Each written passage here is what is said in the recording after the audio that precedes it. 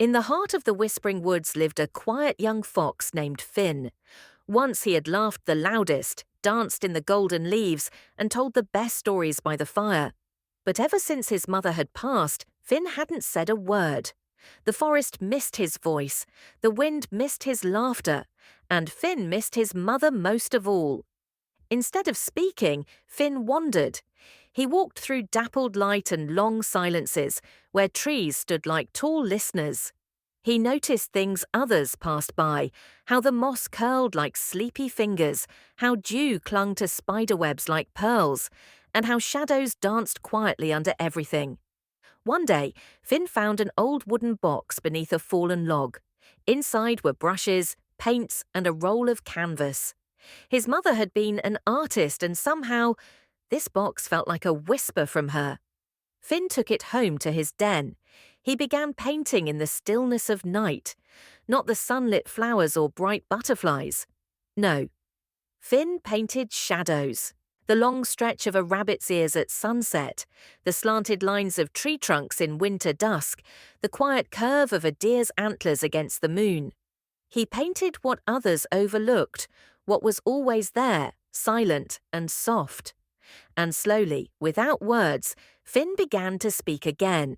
At first, he kept his paintings hidden deep in his den, but one morning a curious squirrel named Poppy peeked in. Her eyes widened. "Finn, this is beautiful," she whispered, pointing to a painting of the moonlight falling on a quiet stream. "I didn't know shadows could feel so warm." Finn didn't speak, but he gave a small nod. Word spread. Soon, creatures from all corners of the forest came to see the fox who painted shadows. They stood quietly, like in a dream, as if the paintings had reached inside them and found a soft place. A bear cub who missed his brother wept gently by a picture of two shadowy trees leaning together. An owl who once feared the dark found comfort in a painting of stars hanging like lanterns over branches. And a shy mole left a flower beside a canvas that reminded her of her mother's lullabies. Finn still didn't speak, but he smiled for the first time in seasons. One twilight, an old badger approached Finn's den. He placed a withered flower near a painting of a single tree casting a long, lonely shadow. "My wife loved this spot," the badger said, eyes wet. "I forgot what it looked like at night." He looked at Finn. "Thank you for helping me remember her without hurting so much." That night, Finn walked to the quiet hill where his mother used to sit and watch the stars. He brought a blank canvas and painted not just the shadows, but the light that danced between them.